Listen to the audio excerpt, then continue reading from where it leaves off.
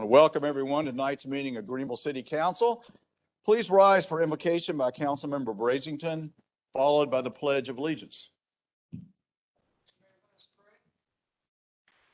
Dear Lord, as we begin to move through this still new year, give thanks today for your many blessings. We express our gratitude for that which we enjoy as a community and ask for your guidance and direction as we seek solutions to meet the needs of one and all. Help us continue to do your will and our best in our various endeavors so as to ensure Greenville remains a special place to live, to work, and to visit. And it's in your name we lift this prayer. Amen. Amen.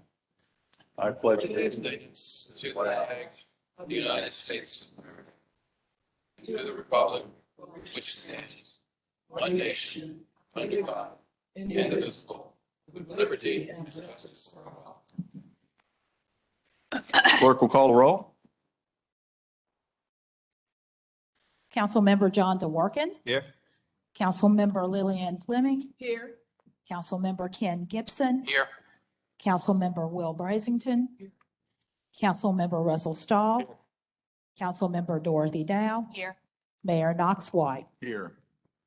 You have the minutes of December 13th before you. They'll stand approved as submitted unless there are any objections.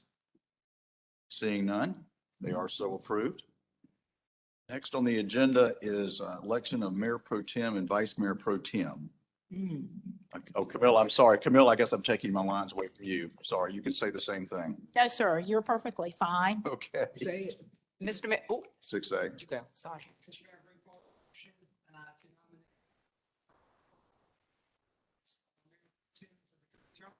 Second. Ms. Fleming is not any further nominations. If not, all in favor, Ms. Fleming as Mayor Pro Tem, say aye. Aye. Opposed? Ayes have it. I'm feeling just fine, Lillian. I didn't have both of us. Okay. 6B. 6B. Camilla?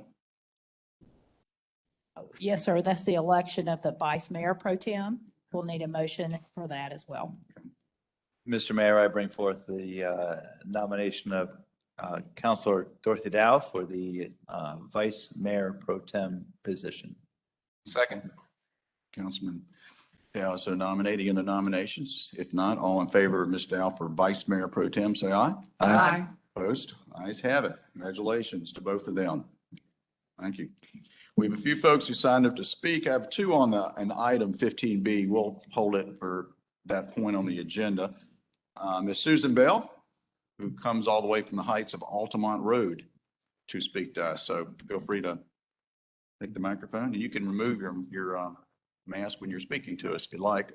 Thank you.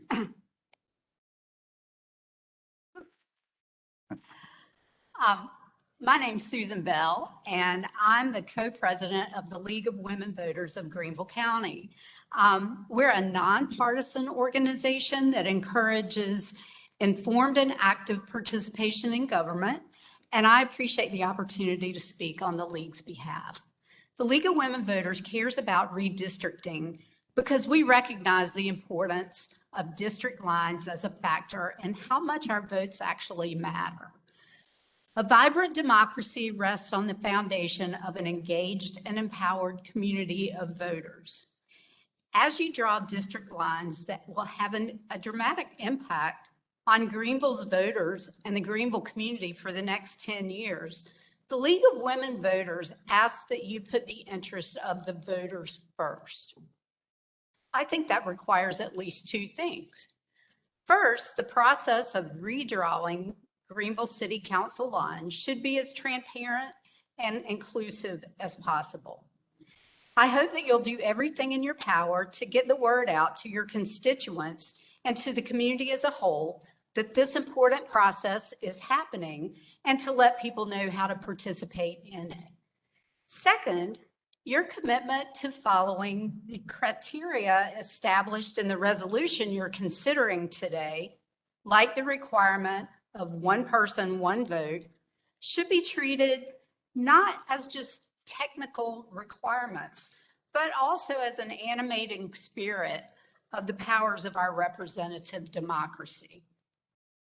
In other words, we expect you to do your best to put your self-interest aside and to make your redistricting decisions with the goal of giving us, the voters, a meaningful voice in who represents us.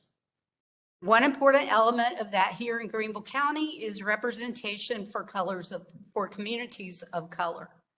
Gentrification has forced many Black community members out of the city limits into other parts of the county. It's vitally important that you try to sustain representation for communities of color on Greenville City Council to the best of your ability. Finally, I encourage you to see the League of Women Voters as a resource as you make these important redistricting decisions. As a nonpartisan, volunteer-based organization focused on issues of good government and voter empowerment, we've been developing a resource base about redistricting for years, and we'd be happy to help you however we can. Thank you. Thank you very much. 10A, Accommodations Tax Advisory Committee. Councilman Fleming, I believe you have a nomination. Yes, I have a nomination for serving until October 31st. It gives me great pleasure to appoint David Edwards, representing the Visit Greenville SC, to a one-year term that will end on October 31st, 2022. Right. Is David Edwards here? See. Okay, that's okay. I know who he is, but anyway, thank you. Yeah, we know I just want David. to be sure. Okay, now Dave Edwards is nominated. Any other nominations? If not, all in favor of Mr. Edwards for this appointment, please say aye. Aye. Opposed? Ayes have it. He is so named. Okay. We have the consent agenda. We have a motion, please. Motion approved. Second. Motion and second. Clerk, call the roll. Councilmember DeWorke, Aye. Councilmember Fleming, Aye. Councilmember Gibson, Aye. Councilmember Brazington, Aye. Councilmember Stahl, Aye. Councilmember Dow, Aye. Mayor White. Aye. Regular agenda, 15A, second and final reading. 14 was the second and final. Okay, new business, first reading, 15A. Yes, sir. Thank you. Yeah. An ordinance to rezone approximately 1.416 acres of real property located at 10-7-1007 Hampton Avenue from S1 Service District and RM1 Single Family and Multifamily Residential District to PD Planned Development District. Second. Motion is second. Jay? Mr. Mayor, members of council, staff is prepared to make a presentation if you would like me to, or I'm available for questions. Presentation. Gotcha. So what we have on the screen right now is the site located on the edge of the city. It's currently zoned S1. The applicant has requested a PD zoning. Next slide, please. It is in a special emphasis neighborhood, but it is not in a preservation overlay. Next slide. So this is just a big picture of where it is, located next to the railroad yards. Next slide, please. This is a brief layout of the site. It involves three structures. The primary structure is on the southern edge, which is the building that is to be built. And this building is being built to house affordable housing. This is a 100% affordable housing project. The Thompson building is going to be renovated to provide like a community service area center. This is also a historic building, so they're repurposing this historic building, which staff strongly supports. And then finally, in the upper left-hand corner, you see a building that is going to be a bike area because this is affordable housing. This is where the residents can store their bikes and feel good that they're going to be safe there. Next slide, please. Just a layout of the parking, breakdown of the buildings and the overall landscape. You can see it's well buffered and landscape for the site. Next slide. This is just an overview as we walk through the pictures. The building that you're looking at center is the actual building that they're going to build. Thompson Center is on the right-hand side. Next slide, please. This is the main entry. It's well designed. The architect intended to have a musical theme here. And so the siding is actually reflective of the keys on a piano. So That's the intent behind it. The neighborhood was really excited about that, the jazz roots that exist there. Next slide, please. Just another view of the building. Next slide, please. This is a bird's eye view of the interior. It shows all three buildings and their relationship to one another, with the road, the main entry being center distant. Next slide. This was approved 7-0 by the Planning Commission. It's now before you. I have a couple questions and an amendment. Yeah, and Scott Johnson had signed up to speak as well, so we gave him a chance to say a few words. You speak questions for Jay? I will, but let's let Mr. Johnson come speak. Okay, thank you, Mhm. Scott. Thank you so much. This is hard to believe. It's been about 2 years since we first began this process. Ms. Fleming, I think it's about that long ago when we sat down with you and Mary Duckett to begin envisioning the redevelopment of this property. All too often in the city of Greenville, what we've seen happen in places like this is developer will come and purchase the property, tear the historic building down, and maximize the development that would be allowed under current zoning. In this case, that would have been 20 townhomes. Could have been, and probably would have been about $500,000 a townhome, and that's all well and good, but we would have lost a historic element in our city, and we would have also lost an opportunity to create affordable and workforce housing. So fortunately, we have a client who really wanted to do something more than that. So the first thing they did was set about preserving the Thompson Automotive. I think they were the first folks to do that.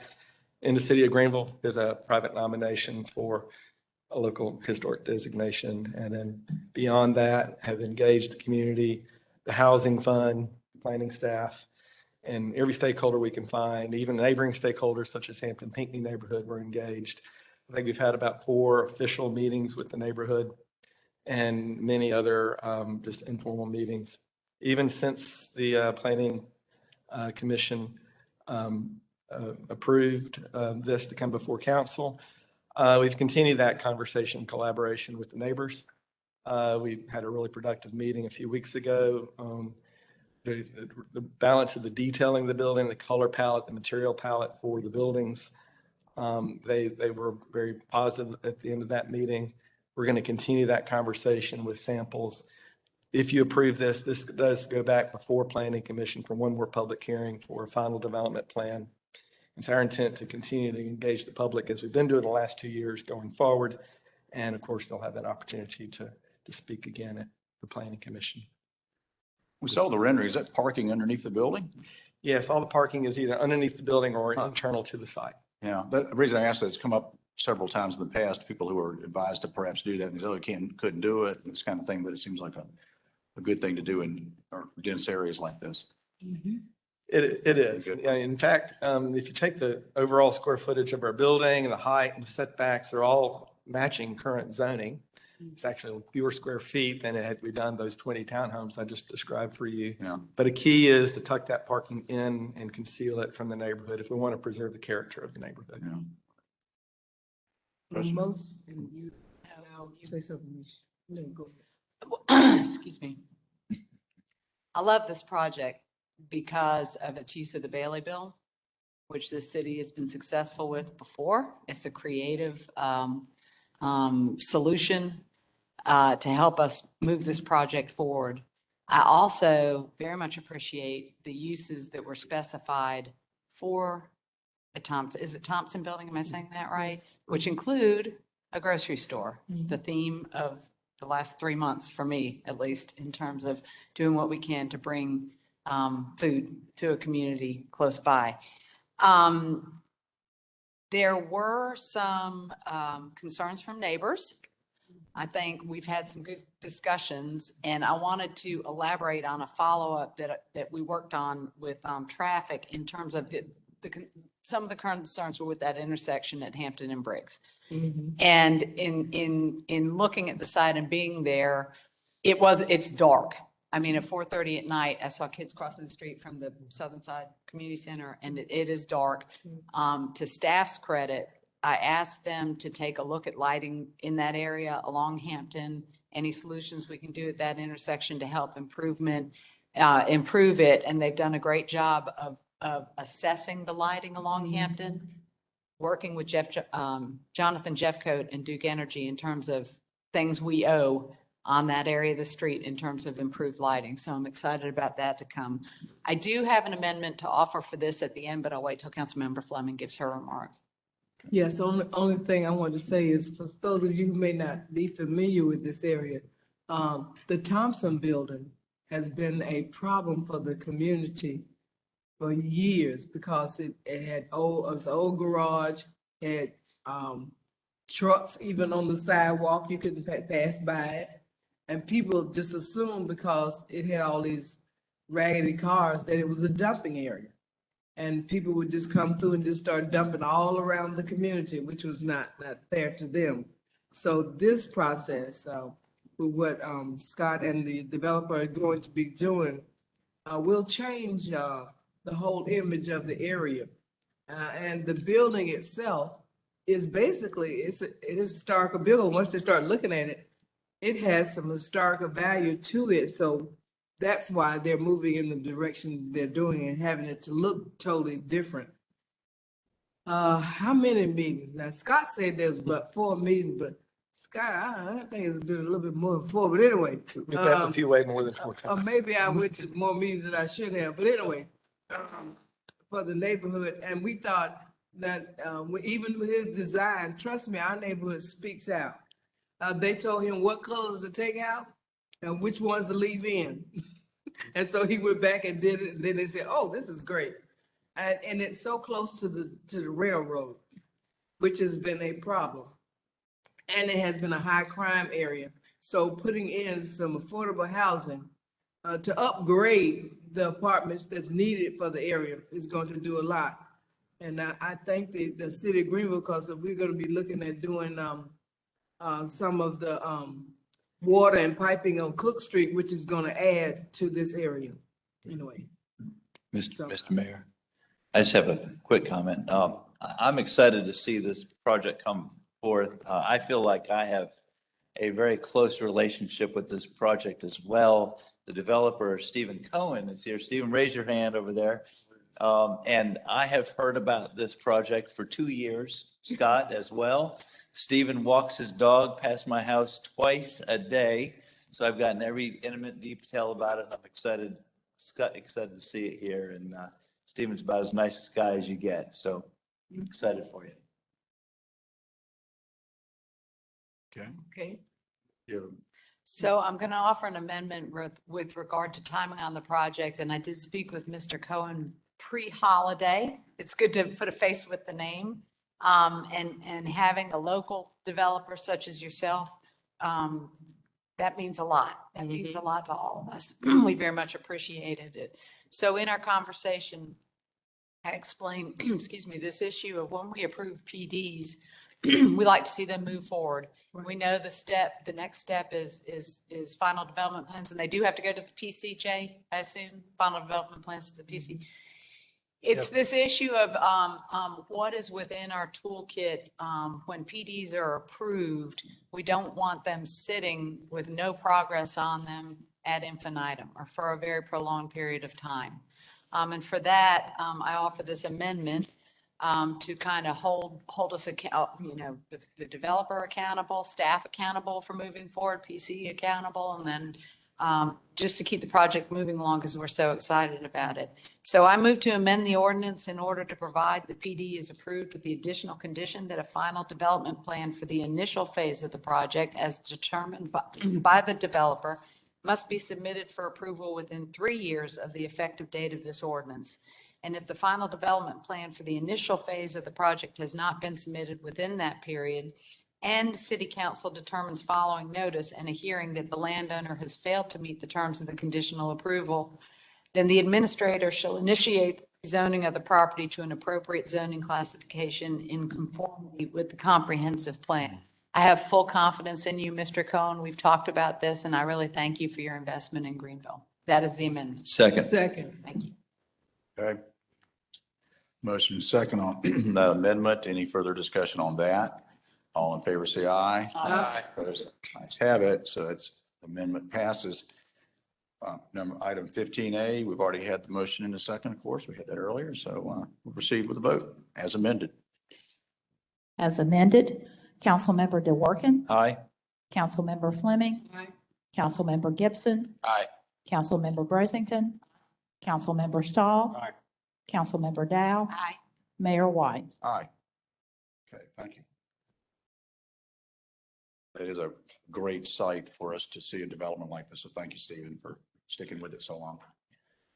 And 15B, An ordinance to rezone approximately 12.79 acres of real property located on North Pleasant Brook Drive, Lawrence Road, and Airport Road from C3 Regional Commercial District to PD Planned Development District. move to approve.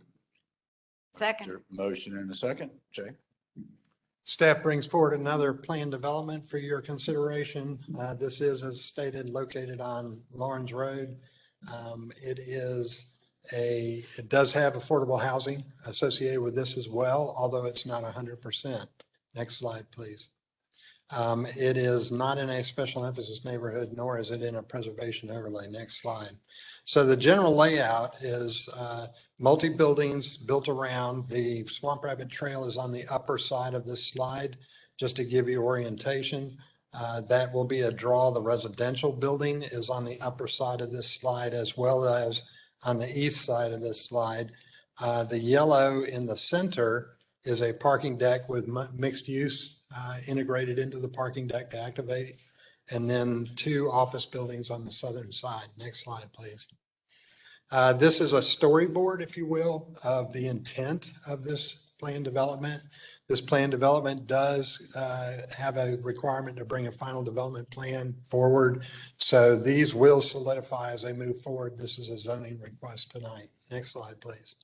More of the storyboard, just to give you a sense of what the designers are thinking for this particular project. Next slide. Final storyboard. They're looking for lots of greenery, lots of open space, integrating the buildings into the site as responsibly as possible. Next slide. This is just a bird's eye view to give you a sense of what it would look like. Bird's eye views are always interesting because seldom does anybody ever see it from that perspective. However, it does give us a sense of what's going to happen on the site. Next slide, please. This is the office building on the southern side of the site, and the second building will be built in a similar fashion. Next slide, please. Again, an idea of the architecture. So we're not approving the architecture tonight, but they're trying to give council and the public a sense of what they're thinking. Therefore, the illustrations as well as the storyboard of types of architecture that would be considered. Final approval for that will rest with the final development plan. Next slide, please. Just more examples of the overall architecture that could be employed in this site. Next slide. Then I think, who's running this? Are you running this, Michael? Go ahead and power through these elevations. They're not to keep council in the dark, but I think the 3D drawings are more effective. So this is a closer view of the site. Again, reminder, the back building and the building to the right are the residential structures that are intended here. The parking deck with mixed use is in the center, and then the 2 office buildings on the foreground. Next slide, please. Just more views. The site does slope from the back where the Swamp Rabbit Trail is upward in elevation to the intersection. So the site has a good grade and a good fall that the buildings help complement in their size and stature. And this was discussed during the review of their proposal. Next slide, please.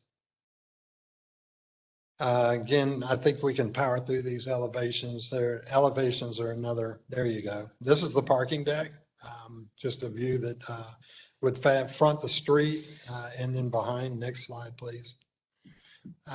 More of the overall site. This is the landscaping scheme. You can see that they have paid attention to the green space and how that works in this site. Next slide, please. Again, storyboards of the feel that they're hoping to achieve in this plan, which will be realized in the final development plan. And finally, Planning Commission did approve this 7-0 for your consideration. Okay, very good, very good. Marcus McCall is with us tonight, who has been working on this for many years. Good to have you with us. Thank you all. Thanks for having us tonight. And I'm Marcus McCall. the developer for the Enclave Lawrence proposal here tonight. Probably began in 2014. We're just going to go through a brief history of how we got here today and how excited we are to be here with this opportunity to present to City Council. We've been through the neighborhood meetings. We've had DRT meetings. But prior to that, we probably went through 4 or 5 years of due diligence, environmental, sewer, all the permits necessary to develop the project. So I really want to set the tone that we're ready to go. This is not a, sort of a concept of pipe dream that we've been working on this for about 7 years, very intently for the past 2 years. And with me tonight is my team of McCall Capital, but also I've got studio architects from Atlanta. They, by being from Atlanta, they're very much involved in the Beltline, and so much of what we're trying to incorporate is tried and tested down in that market. And Seaman Whiteside's our engineer land planner. So a lot of what we have done here tonight is through years of very intentional planning, iteration with the city staff. I think architecture sets the tone for these developments, but very, very intentional, well thought out land planning married up with the architecture is what makes the difference. And so we feel like we've got a plan tonight that clearly is going to set the tone for Lawrence Road. We believe it's like the epicenter to the new Lawrence Road, if you will, the Swamp Rabbit Trail. And the other thing that we very intentionally tried to follow was the Greenville 2440 comprehensive plan in virtually all aspects, whether it be affordable housing, the density, the open space, all the high quality of life that we want to have in Greenville. We're from here, so we're not, we drive by there a lot. We have a lot to do with ownership. We will be a long-term holder of the property. We build it as if we're going to own it forever. So we're not a merchant builder. We believe in the community and we believe in Lawrence Road. So I'm here to answer any questions you may have and excited to be here. Yeah, at long last. Okay. Questions for Marcus? I do have a question for either Jay or Marcus. Just, I can't recall the exact size of the lot, acres on that. It's 12.8. Thank you. Just got a quick comment. Mhm. My wife has been asking me for 5 years what they're gonna put on that parcel of land, and I showed her that, and she approves of it. So. Ah, we need So to start have her getting to know vote. her better. Exactly. And Bring her also to our talk to office. I have a few questions. Okay. And to echo Kim, I'm so, no disrespect to the Department of Motor Vehicles, but I was scarred there at an early age when that site used to hold the DMV there, and this is a vast improvement. Most of these questions really, Marcus, are for staff. But to you, I also say it means a lot to have a local developer stand up here and be willing to invest in something so magnificent. So I thank you for that. These aren't in any particular order. My apologies. I did talk today with Joe Frazier over at the airport, at downtown airport. And I know you've been working with him, Marcus. What he assured me is that this is not within the flight takeoff or landing plan, but that ultimately FDPs will have to be approved by the FAA. And what I will say is anything I can do or staff can do, in any way to help with that process, let us help however needed. Okay, Joe's got a lot of familiarity and a consultant, and we want to make sure that that goes smoothly for you. The traffic study. So a project like this obviously generates a lot of questions about traffic.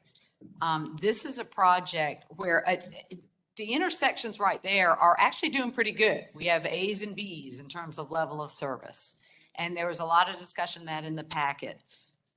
There was a look at where we are now, when we're basically A's and B's in those two intersections right there. And your nodding tells me you agree with me. So I'm going, until you interrupt me, I'm going to assume this is right. Keep going. Okay, good. Then you looked out 3 years, no build, right? So that, I take that as we're looking at it 3 years from now, not with the project in place, but recognizing traffic's going to increase just due to the natural growth of Greenville. And I think we had one, maybe two drop to a level of service of C. One, only one. And that's still doing pretty good. I mean, I know C is just average, but sometimes C sounds pretty good, especially on Lawrence Road. Then at build out, more might drop a level, but we're still having intersections at level C or above in level of service at full build out of this. Is that a fair statement from the traffic study that's in the packet? Do you think, Clint? That's the way I read it. And I also see another traffic study is required. So I was going to kind of ask, what's our thinking on that? Yes, and I think the 2025 no build scenario, we saw levels of service drop from some A to B. It was in the 2025 build scenario that we saw some of those drop further down to a C. Okay. Still So- consider very acceptable level of service. Very acceptable. And I think when you look at the wait times at those intersections, maybe as much as 20 seconds, 21 seconds, which I will take any day of the week with the way Greenville is growing and doing. Down the road, more will come. This is identified as a node in the Greenville 2040 plan. This is the kingpin to start it going. I'm so excited for it. I think it's going to do so many great things. And then it's sort of, if you build it, they will come and more will come. And my concern is not necessarily to this project, but something I leave maybe staff with to think about and council to be thinking about. I don't know how to fix this problem, but I know it's a problem. That our system is set up where the last guy in that trips us to a level of service that's not acceptable, that last guy is responsible for paying the mitigation that built over time through a lot of development. And it just seems like the parity isn't there. You know, how is that spread with development over time? It's driving something to become an unacceptable level of service, but the very last guy that trips it is the one that's responsible for the mitigation. And that just fundamentally doesn't seem right to me. So, you know, Valerie Holmes and I have talked about this, Shannon and I have talked about this, and I just want to kind of bubble it to the surface as something to think about. Because this one is going to, if everything keeps coming, this one is definitely going to be, everything's great with this project, but then more come and somebody has to pay. I love this project. It's within the Greenville 2040 comp plan goal of 10% affordable housing. Thank you to Marcus for agreeing to that. It provides the connectivity to the Swamp Rabbit Trail extension on Lawrence Road, which we have spoken of what an economic development project that is in addition to recreation. And this is a great example of how that gets spurred. I also love that the downtown design guidelines are being followed in this. Oh, Swamp Rabbit Trail Master Plan design guidelines. Another nod to all the work that staff went in working with this developer to bring through a great project. I am going to offer the same amendment when it's time regarding a timeline for the initial phase FDPs, but I did want to kind of give those kudos to the project because I really think it's very exciting. And let me raise her point in a different way. As we're looking at all this growth that's coming on Lawrence Road, and we sort of talked about this when we talked about the Ackley project,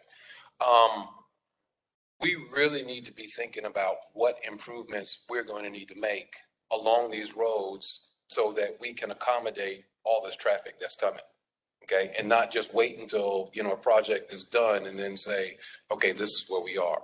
So like I say, like we're talking about with the Ackley Road project, to try to figure out some ways to sort of be proactive and mitigate some of the traffic that we think may be coming, not necessarily from that project, but from later on down the road. I would really like it if you guys would do that for the entire Lawrence Road corridor and quite frankly, for all the corridors that we're talking about developing. You know, the more we can look at things in advance and proactively, the better off we'll be. This makes me think of the Traffic Management Center and the NIB funding, right, Mr. City Manager? Okay. Any question? Yeah, sure, absolutely, yeah. Sure. In our study, which we did, we updated several times, Mike Ridgway, Traffic Engineering, he assumed full build out. When I say that, I mean, he took the maximum density, which would be off the moon. And that's what's in this analysis. So if you look at the no build out, or excuse me, if you look at the no build without the project, and then you look at the build conditions with the project at full max density, 400 apartments which we probably won't do. Maximum office use, maximum retail, maximum everything. Only one of those categories, I meant what you said, Dorothy, goes down from a B to a C under these max extreme conditions. That's the first point. The second point, and I don't know if you all can see, I see it right here. It's our reg plan, site plan. Can you all see that? We did a lot of improvements. We've collaborated with the city for probably 18 months with our engineers and planners, traffic engineers. And so we were able to buy, there's a site which is, it would be to the east of the entrance. We were able to buy another 2.6 acres. That allowed us to move the entrance about 150 feet away from Lawrence Road. That really helped the in and outs. We also are agreeing to widen the road of Airport Road to allow an in and out turn into our entrance. We also are going to improve as you do the left turn. If you're traveling on Lawrence Road and you take the North Pleasantburg ramp, we're going to do a decel lane in and out of our project.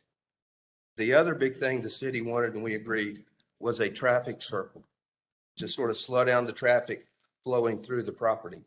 And the last point I'd like to make is the last thing we want as a developer is a bad traffic situation.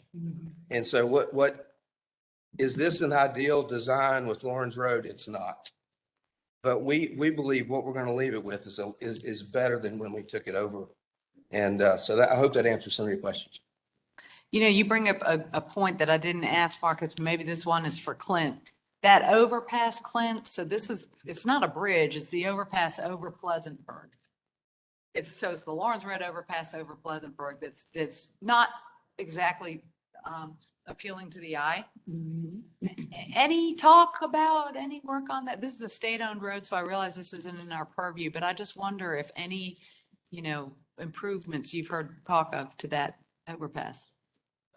There's been recommendations going back to our 2015 intersection safety study that had recommendations for modifying some of these ramps, closing some of these ramps, specifically being the southbound ramp as you're coming southbound on Pleasantburg, getting off that turns into Eastland Drive. And then that was actually a recommendation of the Swamp Rabbit Trail Master Plan. And then our 2015 intersection safety study had recommendations of closing the northbound ramp off of Pleasantburg. So there's been some studies and master plans that have kind of looked at that and made recommendations for that. No discussions really going on right now at the city or state level of actually. Well, I know they got a lot on their plate, but that's one there's a lot of room for improvement on how it looks. So I have an amendment to offer. I move to amend the ordinance in order to provide the PD is approved with the additional condition that a final development plan for the initial phase of the project, as determined by the developer, must be submitted for approval within 3 years of the effective date of this ordinance. And if the final development plan for the initial phase of the project has not been submitted within that period, the city council determines following, and the city council determines following and a hearing that the landowner has failed to meet the terms of the conditional approval, then the administrator shall initiate the rezoning of the property to an appropriate zoning classification in conformity with the comprehensive plan. Second. Is the amendment, all in favor, say aye. Aye. Opposed, ayes have it. Okay, item 15B as amended. Clerk, call the roll. Councilmember DeWorke, Aye. Councilmember Fleming, Aye. Councilmember Gibson, Aye. Councilmember Brazington, Aye. Councilmember Stahl, Aye. Councilmember Dow, Aye. Mayor White. Aye. Six Mayor. first reading. I just want to ask a question. Is it possible that now that we have a particular ordinance, a particular portion of the ordinance for the PD, as we need to look at it to make that standard in all we are. PDs at some point, but I just thought I'd say it. Yeah, that's what they're working on doing. We're getting Exactly to that one. Yeah. It's a wonderful idea to give us, so we won't be looking at something that I looked at for 12 years and they never did anything. Yeah, it's the Bob Lloyd amendment. Yeah. Dorothy has He's not even here. championed it. I know we should send them a Been notification. in the same neighborhood 12 years. We should send them a notification. Bob, if you're listening. Yeah, that's right. Well, thank you. 15C, An ordinance to approve the FY 2021 operating budget of the South Carolina Technology and Aviation Center Board of Directors and to accept the FY 2020 Annual Auditor's Report. Second. Motion, there's second. Clerk call the roll. Councilmember DeWorke, Aye. Councilmember Fleming, Aye. Councilmember Gibson. Aye. Councilmember Brazington, Councilmember Stahl. Aye. Councilmember Dow. Aye. Mayor White. Aye. Resolution 16A. A resolution to consent to the amendment of a multi-county business park designation for property within the city limits and located at 509 Fall Street, Greenville, South Carolina, for the benefit of United Community Bank. So moved. Motion and second. Y'all need a presentation from, do we need it? Council? No. Okay. All in favor, say aye. Aye. Opposed? Ayes have it. 16B. A resolution to approve the closure of a portion of Richland Way to vehicular traffic in and around the East Washington Street Tunnel to accommodate future expansion of the Swamp Rabbit Trail. Motion, please. Second. Motion and second. I think we do want to hear from Kalen on this. Yes, we do. All right. You can take your mask off, Kalen. That's fine. There's been a lot of breath on this. I'm just gonna keep it on if that's all right. You Y'all can take your hear me? mask. You can take your mask off. Just, Pardon? you can, No, you'd like to keep it. I'd like to keep it on if that's okay. oh, that's fine. Yeah. If you want. to. Thank you. Just maybe, as long as we can hear, just kind of move forward on Sure. microphone. All right, good evening. So next slide, please. So just to rehash a little bit about what we're talking about, I think everybody remembers this. It was just before Thanksgiving, so it's been a long couple months. But the Richland Way Tunnel, we're looking at some options related to the Swamp Rabbit Trail coming through, related to what we're calling the Cleveland Connector Project. The tunnel itself, again, is between 17 and 18 feet wide, low clearance, 10 feet. Currently allows two-way traffic, although a lot of people have recommended against that in all the discussions I've had. Poor visibility and sight lines, and currently in its existing condition is not really practical for the Swamp Rabbit Trail without significant modification of the existing vehicular use. Next slide. So the council update that we had was on November 22nd. Worked through some of the project goals and details of what we looked at in the past. And I presented a couple, three options, two one-way solutions, northbound or southbound, or complete closure of the tunnel for exclusive Swamp Rabbit Trail use. And so you guys recommended that we do a little bit more public input related to some neighborhood meetings and some larger public outreach efforts. Next slide. And we did that just before Christmas. We had actually held two meetings. We did one around the lunch hour. We did one after work to give people multiple day and time options to participate. And the format was a very similar presentation that you saw from me last time, going through the project goals and the options, an open forum Q&A and discussion period, which had a lot of really, really good discussion from everybody that was present. And then we did a physical vote on using sticker boards on all of the proposed options. We had really good turnout for a meeting of this type. We had almost 80 people show up between the two meetings. And we had a lot of great neighborhood and organization and business representation across the crowd. Next slide.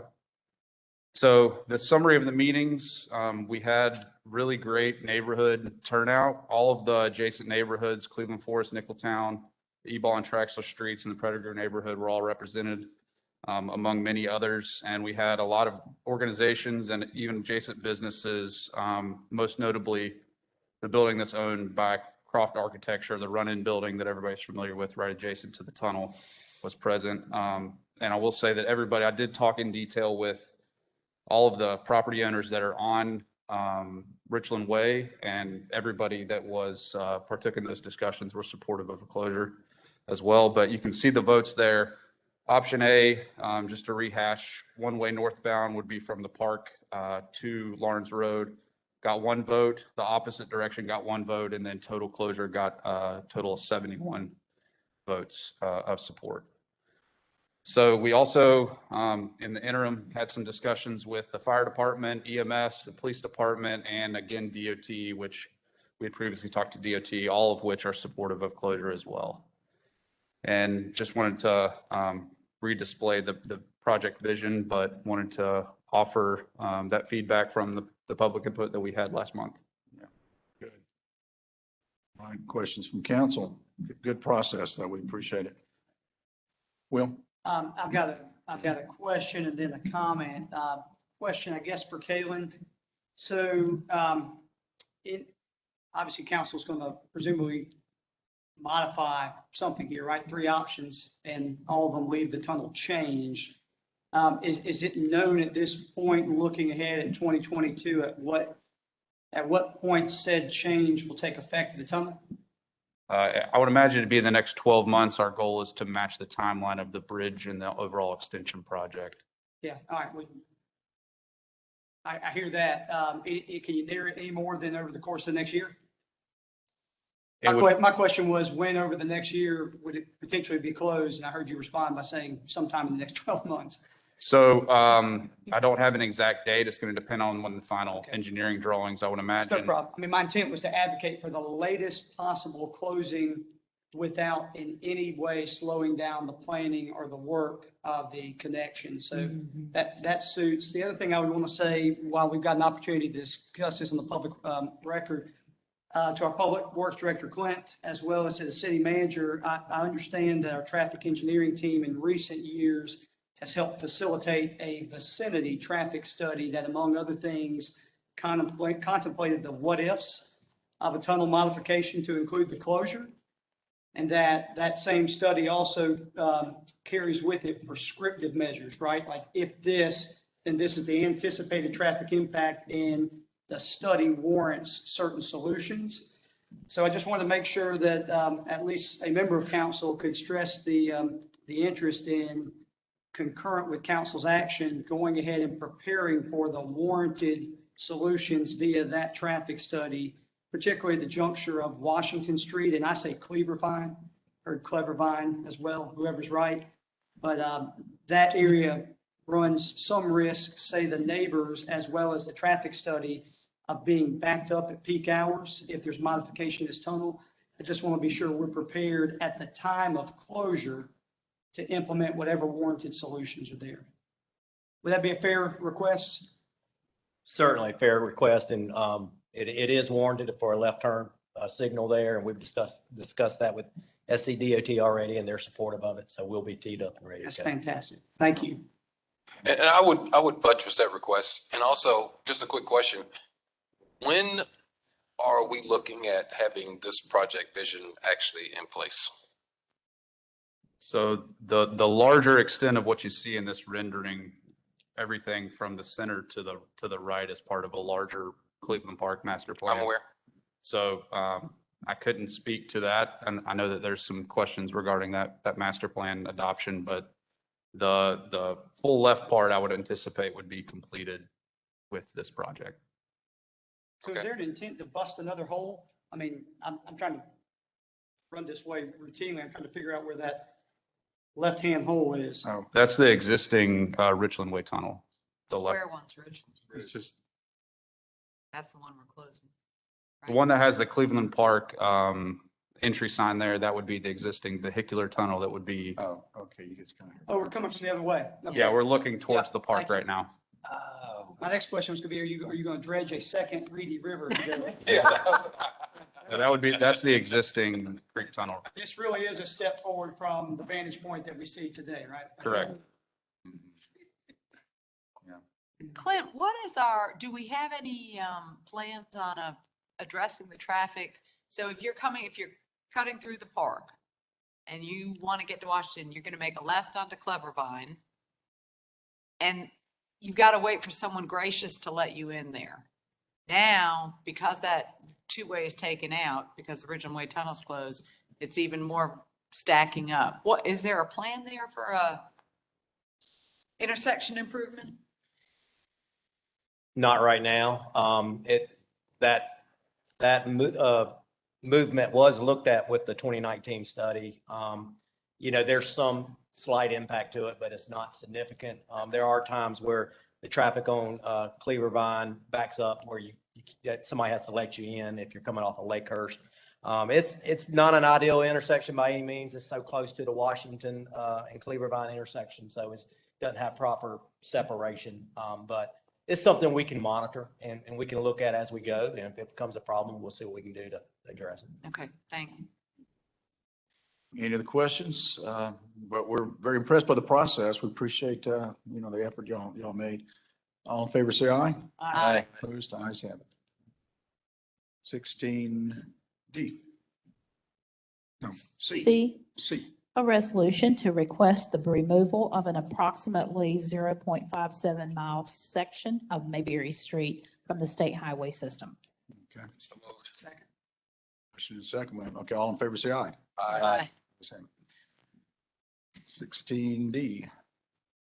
A resolution approving the issuance by the Housing Authority of the City of Greenville of its not to exceed 28 million multifamily housing revenue bonds, and this is involving the Gordon Street Mill project in one or more series pursuant to Section 147F of the Internal Revenue Code as amended, providing certain other matters in connection therewith and providing an effective date.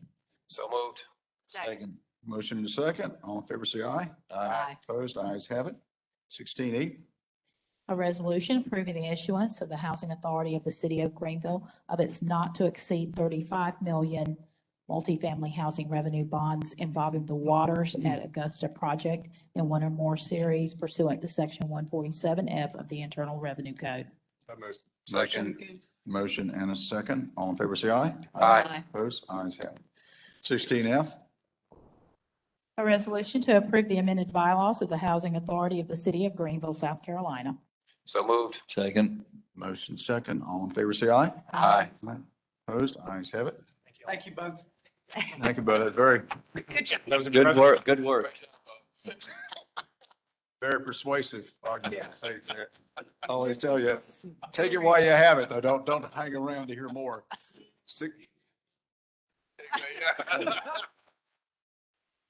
Exactly.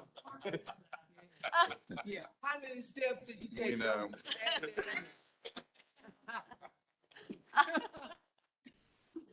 It's 16G.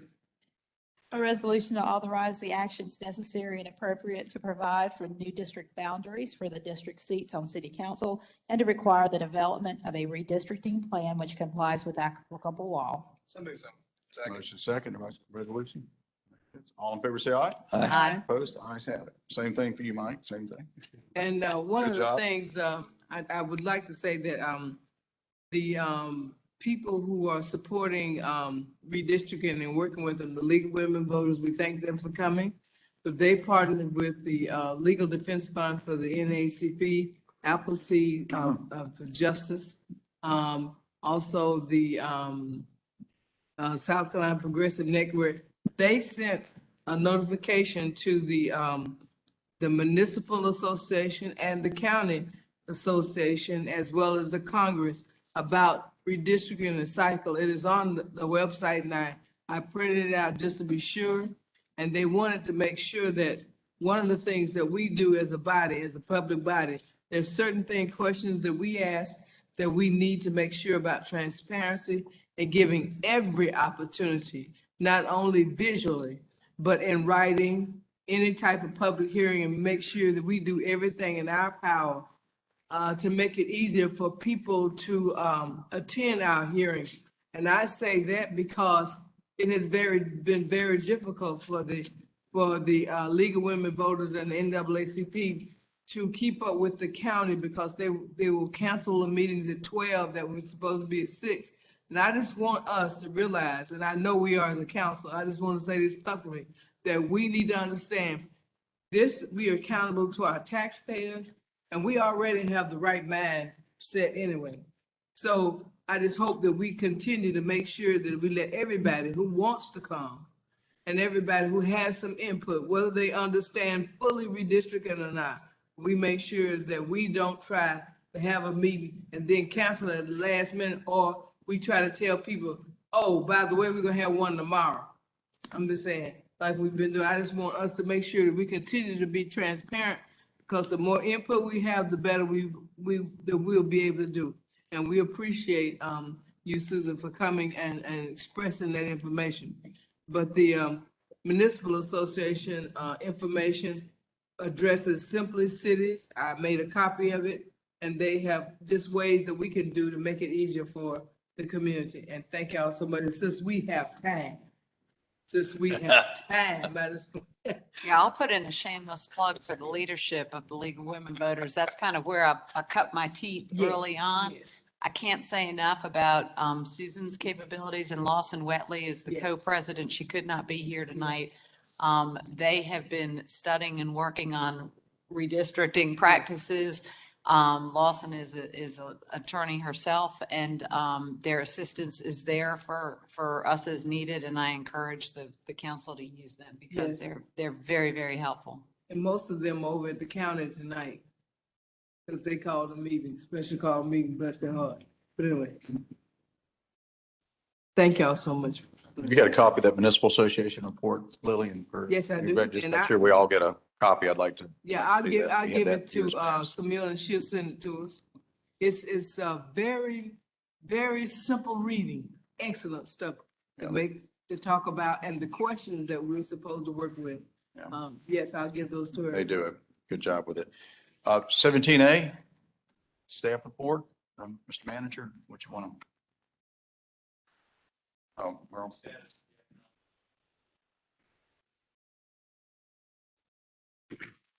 Thanks, Mr. Manager. Good evening, Mr. Mayor, City Council members.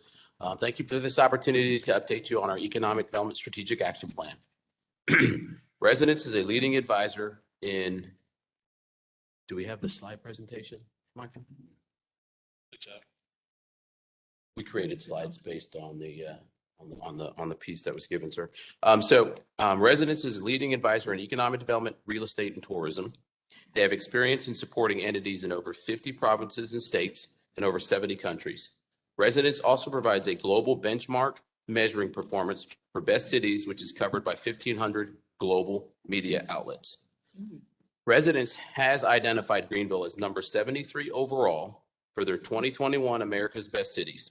Our assets in destination development, that Greenville, strong anchor institutions, Clemson, CU ICAR, USC's School of Medicine, Greenville Tech, and others, as well as talent attraction, Upstate Alliance's Move Up and Skill Up, growth of the creative class, and our engaged private sector, both Next and the Greenville Chamber, have created an opportunity for us to continue to address our housing affordability, land use, and mobility. All right, Michael, if you go to the next slide. Yep, one more, please. All right. So residents will use all available plans and strategies to ensure the Economic Development Strategic Action Plan encompasses all of their ideas. GVL 2040's core values and priorities must be reflected in our plan. So we've held our very first meeting just to make an introduction to their team and our team, as well as ensure that their scope of work is in line with what we had asked for, and then to get them to sign our standard agreement. The first homework that we've received from them is to create a steering committee. We're currently putting together our recommendation, and we'll be sending that to the city manager to get his approval prior to implementation. Last slide, please. Residence is a forward-looking consultant that will drive the creation of our plan with an inclusive eye towards an export-driven economy. The process provides for lots of opportunities to engage all of our stakeholders, including our citizens, city council, our allies, the local businesses, site selection consultants, and many others. Residents will deliver an actionable plan with a clear set of projects and metrics to drive the city's economic development strategy.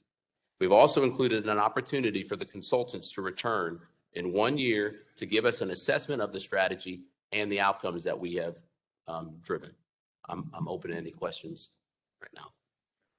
Mr. Mayor, I just want to remind everyone how we got here, and I want to thank council for the unanimous support for this. How we got here is we had a great Greenville GVL 2040 plan put together.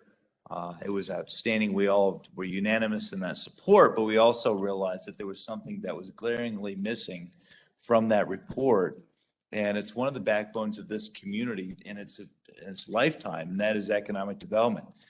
So just appreciate council and others to come together and say, okay, we have this opportunity. It's not included with GVL 2040, but we can do a complementary, comprehensive plan to say, where do we want to go in economic development in the next 20 years? So this is the beginning of that, and I can't be more excited. Okay, thank you very much. Mr. Manager, anything else? Just one other thing, Mayor, I would like to share. I know this is important to council. You all recall that in this year's budget, council included funding to perform a citywide pedestrian safety study. We wanted to share with you that Stantec has been selected to complete the study. They've augmented their team with Urban Design Associates and the Tool Design Group. Both of those groups performed the traffic and pedestrian safety analysis along Augusta Street this past summer. And over the coming year, the project team will study 46 streets across the city, and we appreciate all of your feedback to help us identify those streets. They were selected on the basis of traffic volume that included 10,000 vehicle trips per day or more, school zones, and crash history. The team will conduct stakeholder workshops and receive input from neighborhood representatives. And ultimately, the study will result in a list of high-priority safety improvement projects, which will be recommended for implementation. So we're looking forward to getting started with that this spring. That's all we have for tonight. Thank you. Okay, thank you very much. Okay, that concludes tonight's meeting of City Council. Thank you very much, council. Meeting adjourned. Such a hard fought race. That's right. Will charge.